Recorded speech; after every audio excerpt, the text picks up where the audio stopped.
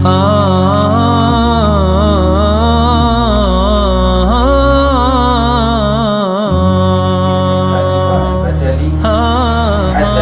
محمد بن فضيل حدثنا أبو مالك الأشجعي عن أبي حازم عن أبي هريرة وأبو مالك عن ربعي عن حذيفة قال قال رسول الله صلى الله عليه وآله وسلم يجمع الله تبارك وتعالى الناس فيقوم المؤمنون حتى تزلف لهم الجنة فيأتون آدم فيقولون يا أبانا استفتح لنا الجنة فيقول وهل أخرجكم من الجنة إلا خطيئة أبيكم آدم لست بصاحب ذلك اذهبوا إلى ابني إبراهيم الخليل الله قال فيقول إبراهيم لست بصاحب ذلك إنما كنت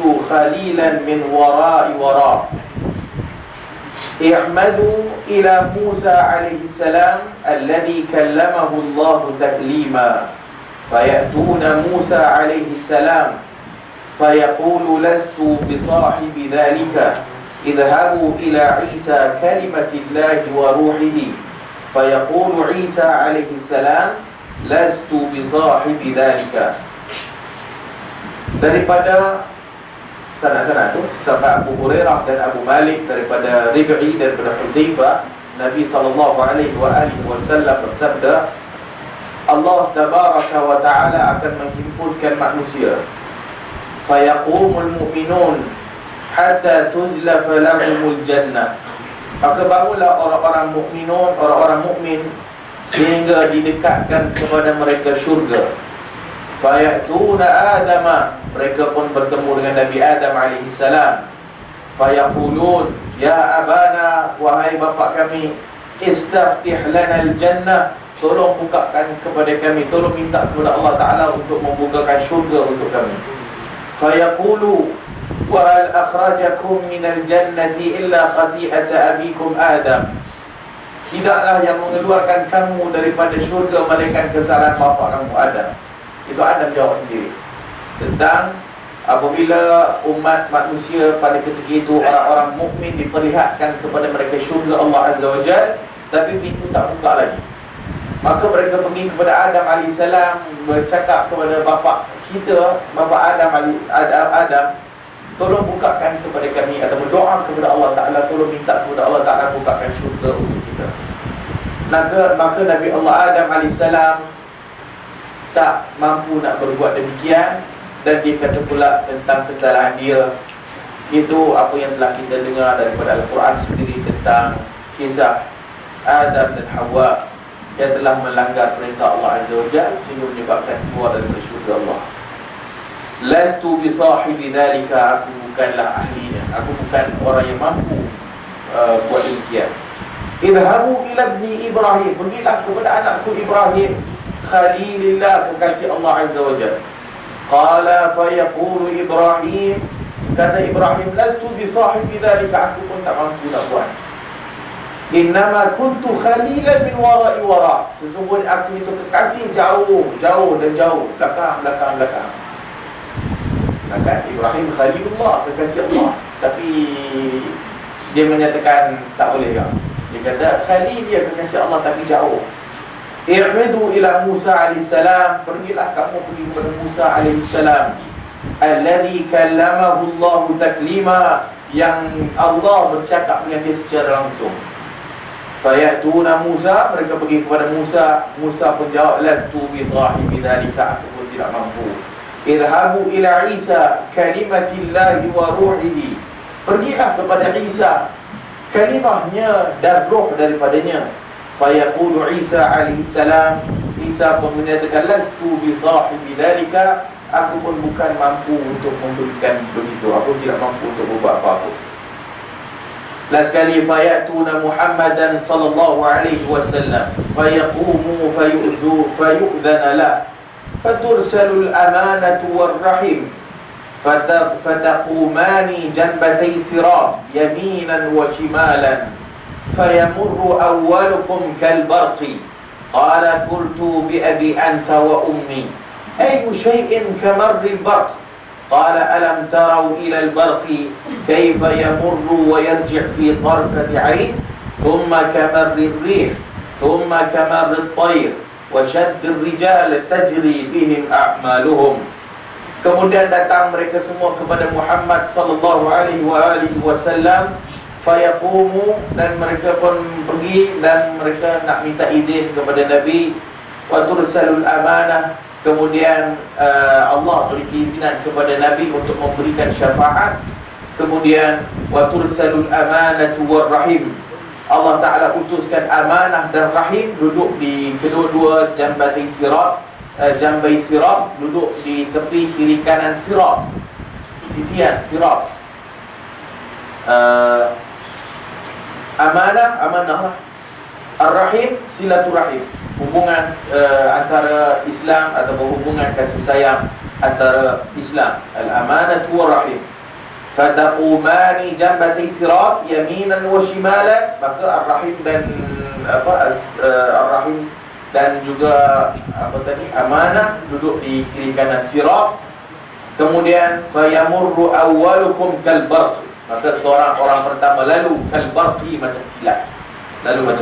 Qul bi abi anta wa ummi, demi bapakku, demi engkau dan bi abi anta, iaitu suatu orang Arab kan sudah sebut macam sumpah lah. Bi abi wa anta wa ummi, aku tebus dengan bapak aku untuk ayyu shay'in kamarril barqi, macam mana laju macam kilat tu.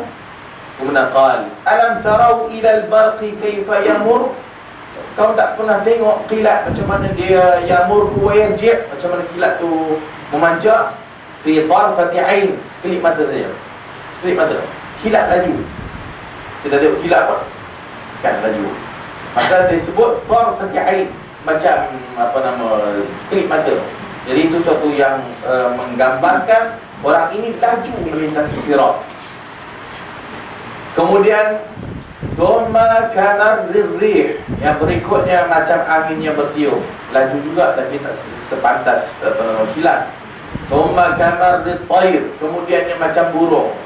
Wa shaddir rijali tajri, dan ada yang berjalan. Semua ni itu berdasarkan amalan-amalan mereka.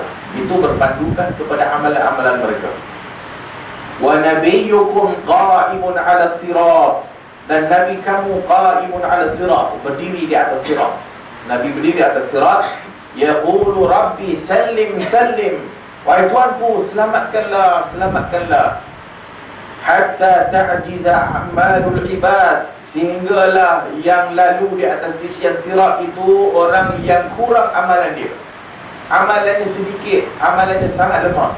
Hatta yaji ar-rajul fala yastati'u as-sayra illa zahfa, sampai seorang lelaki yang melalui titian sirat itu tak mampu berjalan melainkan merangkak, lalu di atas merangkak.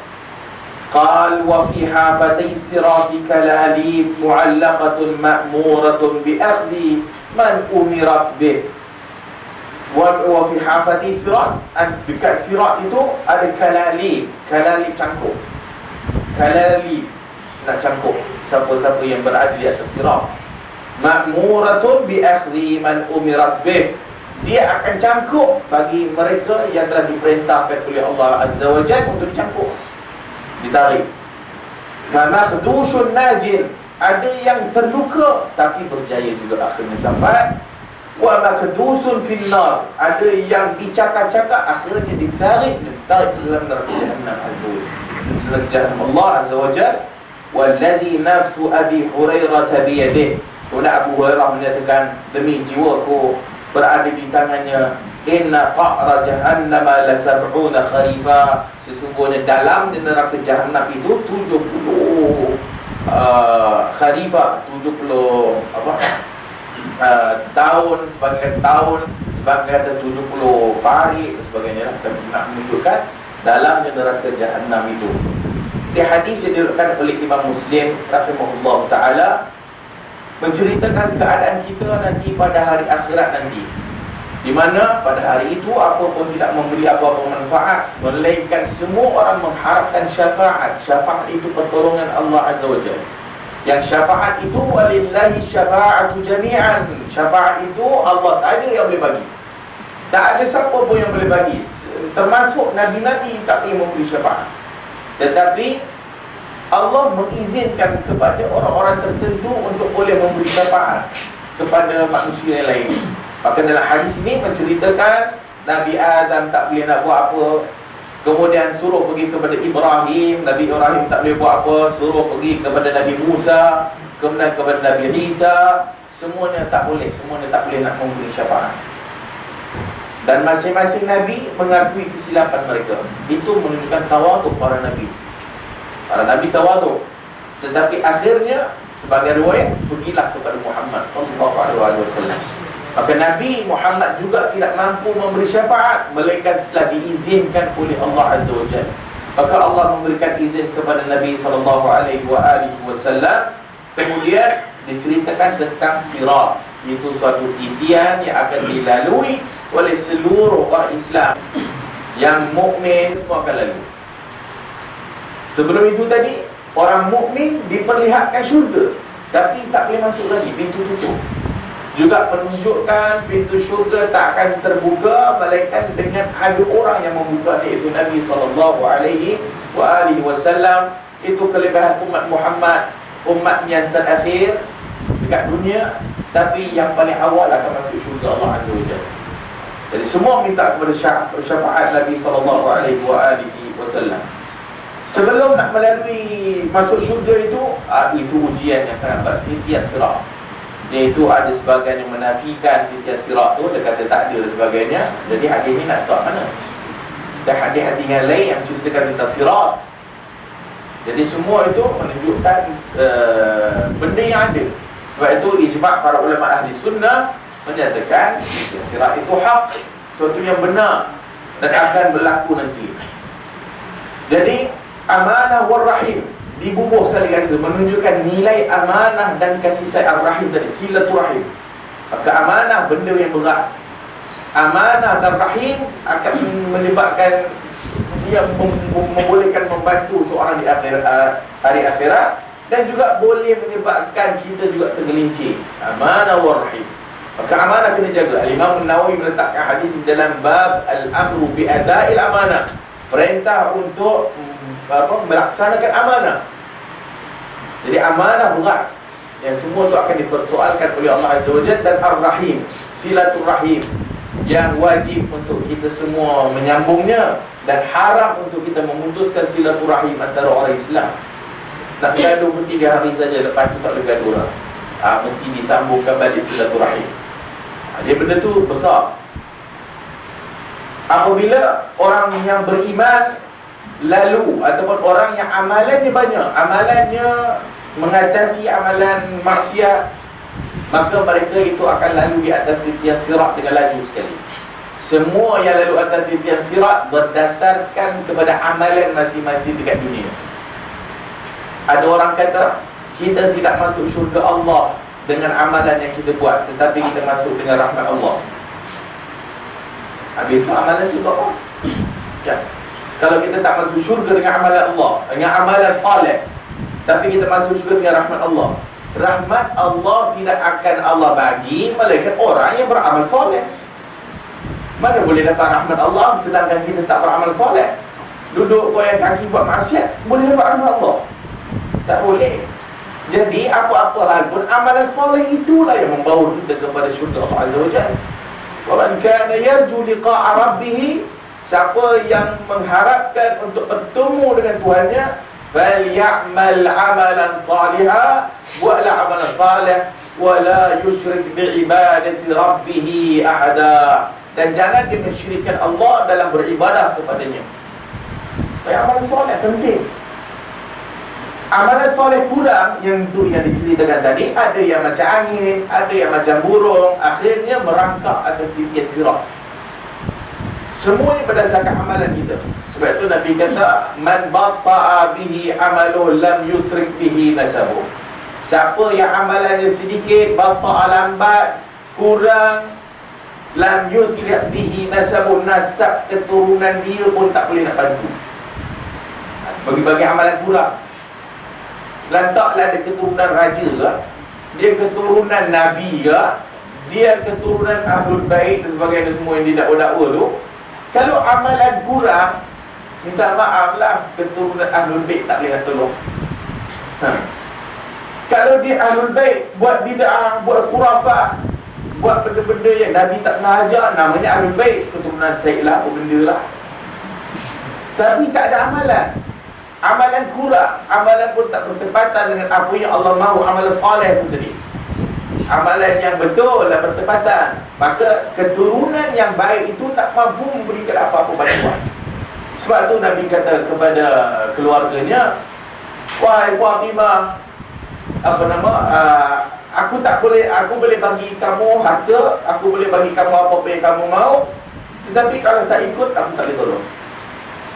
Nabi cakap kepada semua keluarga Bani Hashim sewaktu awal-awal Nabi sampaikan dakwah Islam.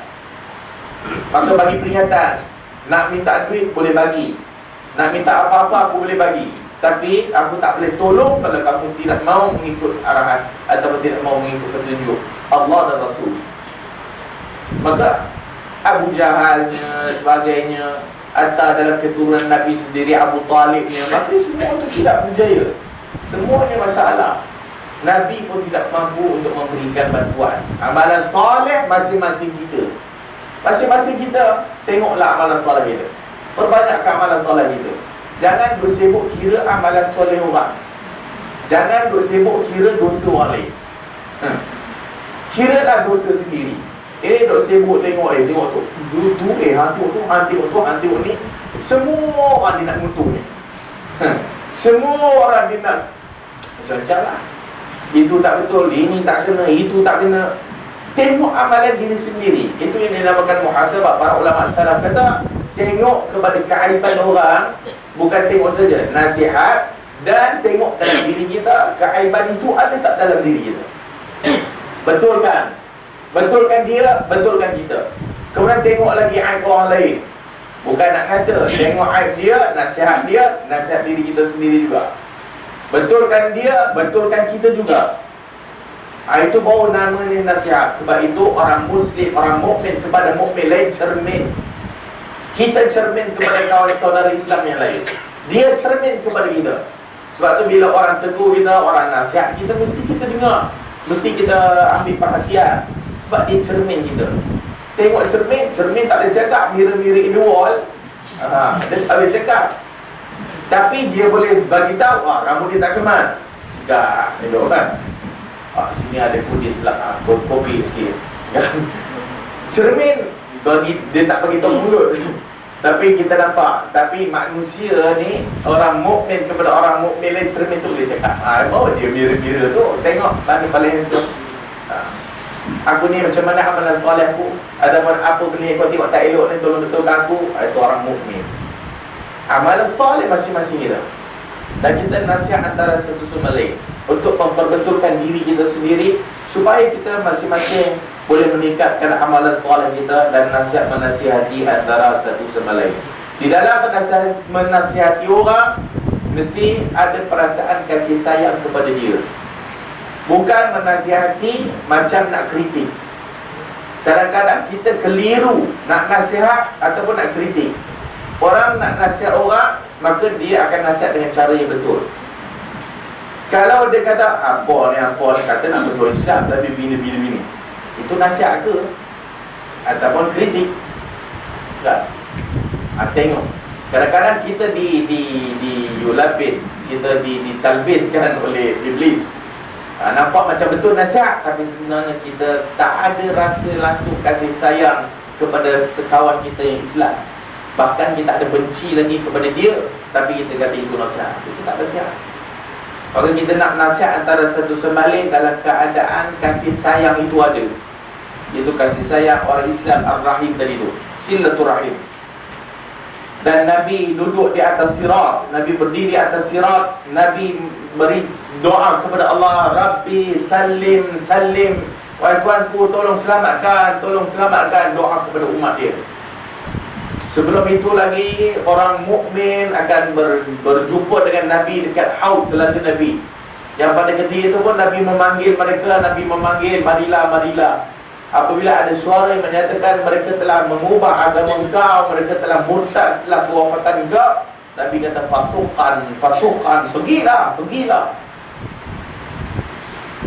Atas sirat juga begitu, Nabi nak tolong, Rabbi salim, salim, wahai Tuhanku selamatkan, selamatkan.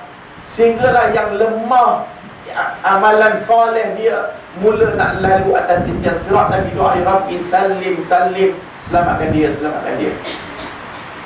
Tetapi kalau yang selamat-selamat, walaupun dia merangkak tapi lepas. Kalali cangkuk, duduk cangkuk-cangkuk lah. Jangan main game duduk cangkuk-cangkuk. Bila dia cangkuk, ada yang kena dan terluka tapi lepas. Itu dah CP-CP amalan soleh sikit saja. Tak banyak amalan soleh dia. Maka luka tapi lepas juga, alhamdulillah. Tapi kalau medical cangkuk, diangkat, lempar ke bawah, tetap. Itu langsung amalan soleh saja. Mudah-mudahan Allah Ta'ala lindung kita daripada perkara itu. Famakdusun najin, maka yang terluka ada yang selamat. Wa makdusun finnar, yang dicakar-cakar dan ditarik masuk ke dalam neraka Jahannam. Yang itu dalam, sangat dalam. Jurang itu sangat dalam. 70 tahun sebagaimana menyatakan. Sab'ina kharifah, 70 tahun. Maka neraka Allah Azza wa Jal disediakan untuk orang-orang kafir, untuk orang-orang yang munafik, yang orang-orang yang tidak mau kepada Allah dan Rasul. Maka disediakan neraka Allah Azza wa Jal. Dalam hadis yang lain menceritakan tentang neraka dan syurga. Hadis Muslim juga, yaitu bi an'ami ahli dunya min ahli nar. Nanti akan dibawakan kepada orang ahli dunia yang Allah bagi nikmat macam-macam dekat dunia, min ahli nar, tapi dia sebenarnya ahli neraka. Fa yusba'u fi an-nar sibghah. Dimasukkan dalam neraka sekejap saja dan ditarik. Celup. Sibghah tu celup, dan celup sekali mai keluar balik. Itu ahli neraka, tapi Allah bagi nikmat kat dunia macam-macam. Allah bagi macam-macam kesenangan hidup, tapi sebenarnya dia ahli neraka Allah Azza wa Jalla. Summa yuqalu lahu, ditanya kepada ya ibna Adam, wahai anak Adam, hal ra'aita khairan qattu, pernahkah kau tengok kebaikan? Pernah tak kau tengok kebaikan? Hal marra bika na'imun qattu, adakah pernah kau merasai nikmat? Allah tanya kepada ni tadi, ahli neraka yang telah dicelup sekali saja dan menaikkan balik. Maka Allah tanya, ada pernah rasa nikmat tak? Ada pernah rasa kebaikan? Dia kata, la wallahi ya Rabbi, tak ada, tak pernah aku rasa kenikmatan. Maksudnya bila dah mula atas dunia nikmat, tapi bila dah dicelup sekali dalam neraka Allah Azza wa Jal, ditanya kepada dia pernah rasa nikmat, dia kata tak pernah tak. Tak pernah dia merasa nikmat. Nak menunjukkan azab neraka tu padam habis semua sekali lah. Tak ingat dia nikmat-nikmat lama dah. Wa yu'ta bi ashaddin nasi bu'san fid dunya min ahli jannah. Berikutnya dibawakan ahli syurga, tapi hidupnya sengsara, hidupnya penuh dengan kedukaan, hidupnya dizalimi, tapi dia ahli syurga. Kemudian fayusbahu fil jannati sibghatan, dicelup, dimasukkan dalam syurga sekejap saja dan dikeluarkan balik. Kemudian ditanya kepada Adam, wahai anak Adam, ar-ra'aita bu'san qaddu, pernah tak kamu merasai kesengsaraan? Kemudian ditanya pula, hal marra bika syiddatun qaddu, pernah tak merasai kesusahan? Dia kata, la wallah ya Rabb, tak pernah aku merasai kesengsaraan, tak pernah aku merasai hidup tersiksa, tak pernah. Nikmat aja hidupnya. Ma marra bi bu'san qattu bu'sun, aku tak pernah melalui rasa kesusahan sedikit pun. Wala ra'aitu syiddatan qattu, aku tak pernah merasai kesusahan sedikit pun. Itu gambaran yang Allah berikan kepada kita tentang syurga dan neraka Allah Azza wa Jalla.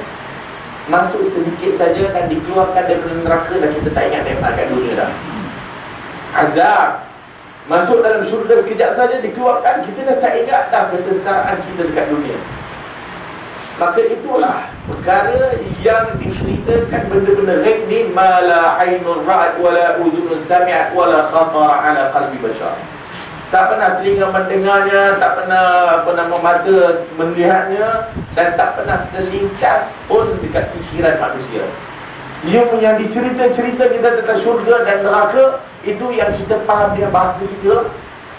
Duduk dalam neraka ni seksa, masuk syurga nikmat, apa saja kita nak boleh dapat. Kita terbayang kat dunia ni pernah kita rasa nikmat, tapi sebenarnya mala ainun ra'at itu, mata tak pernah tengok, telinga tak pernah dengar, wala khatara ala qalbi bashar, tak pernah terlintas pun.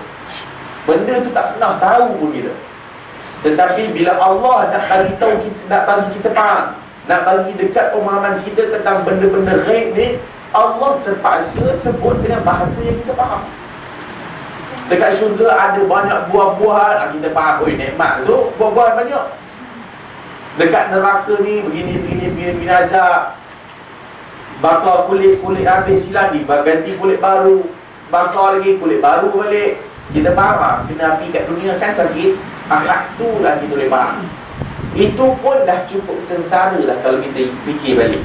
Cuma kita dibakar api, itu pun dah cukup sengsara. Tetapi Allah nak bagi kita faham keadaan itu, Allah sebut dengan bahasa yang kita boleh faham.